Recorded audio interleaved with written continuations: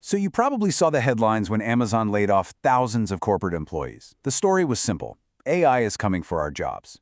It's a narrative that makes a lot of sense, right? But what if it's not the real story? What if it's not even close? Let's get into it, because the truth is way more about a high-stakes war for silicon chips than it is about automation.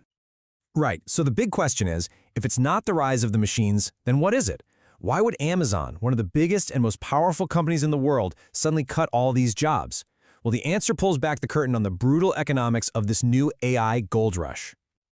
Okay, here's the core of it, the two stories side by side. The common story, the one you hear everywhere, is that AI software is just getting so advanced that it's making human jobs obsolete.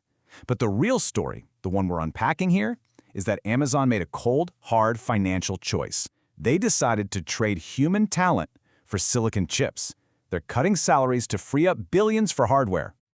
And to really get this, you have to understand the battlefield. We are smack in the middle of a massive technological arms race. And the most important weapon in this war isn't software. It's the raw computing power you need to run that software. And right now, there is a huge bottleneck.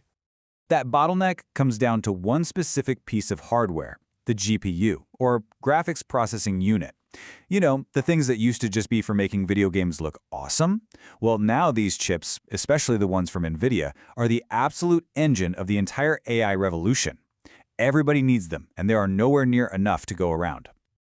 Now, here's where the pressure really starts to build on Amazon. For years, their cash cow, the thing that basically printed money for them, has been Amazon Web Services, or AWS. But just look at these growth numbers. Sure, AWS is still a giant, but its rivals, Microsoft and Google, are growing so much faster. In the tech world, that's a flashing red light. That's a huge threat. So Amazon is fighting back, and they are fighting back hard. They've launched this super aggressive, multi-front war to make sure they win the race for AI dominance. And the amount of money they're throwing at this problem it's just astronomical. We're talking about $125 billion. That's their planned spending for just this year, and a huge chunk of that is going straight to building out their AI infrastructure. So how in the world do you spend that kind of money? Well, their strategy breaks down into three simple parts. First, they build. They're constructing these colossal $11 billion data centers. Second, they buy. They're placing enormous orders for every single GPU they can get from partners like NVIDIA. And third, they create. They're designing their own custom AI chips in-house so they don't have to rely on anyone else. Build, buy, create. That's the playbook.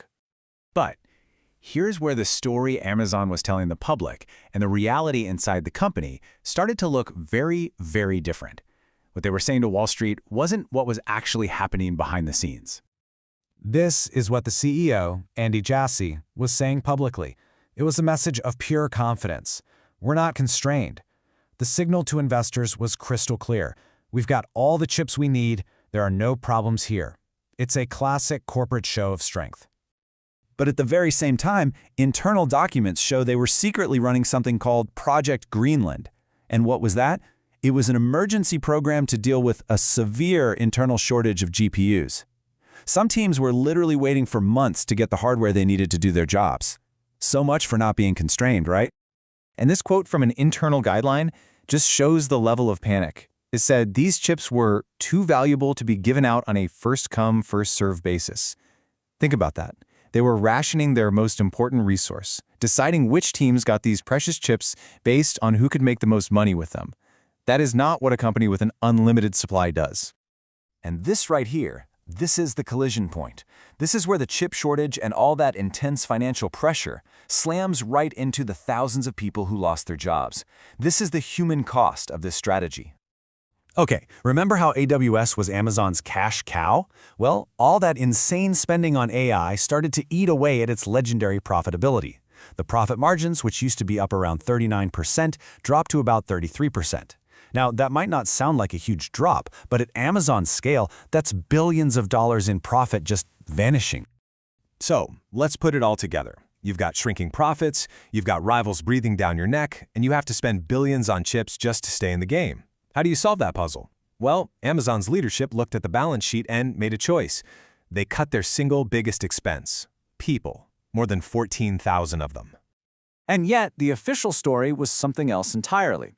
The CEO claimed the cuts were not really financially driven and that it was all about improving the company's culture to be more like a startup.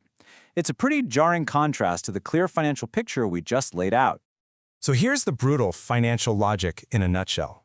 Your profit engine is sputtering while your competition is speeding up. You have to spend billions on the AI arms race, which hurts your profits even more. So what's the fastest lever you can pull to free up cash for this war?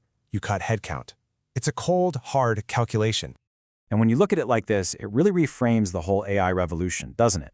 It stops being this shiny story about technological progress and becomes a much grittier economic story about scarcity, competition, and the immense cost of simply staying in the game.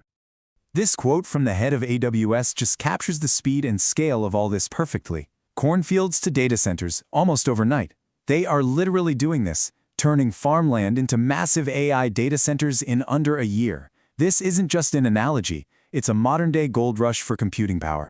So, in the end, this is the trade-off Amazon made, laid bare. On one side, they gained the billions in cash they needed to buy chips and build data centers to fight their rivals. And on the other side, the price was thousands of people's livelihoods, damaged morale across the company, and an incredible amount of knowledge and talent walking right out the door. So let's be absolutely clear. This wasn't a story about a robot coming to take someone's job. This was a story about a strategic, financial decision. A choice to spend money on silicon instead of on salaries, all in the name of surviving this incredibly expensive tech war. And that leaves all of us with a really critical question for the future. As this AI arms race gets even more intense, even more expensive, you have to ask yourself, what or who is going to be sacrificed next in the race for the next big breakthrough?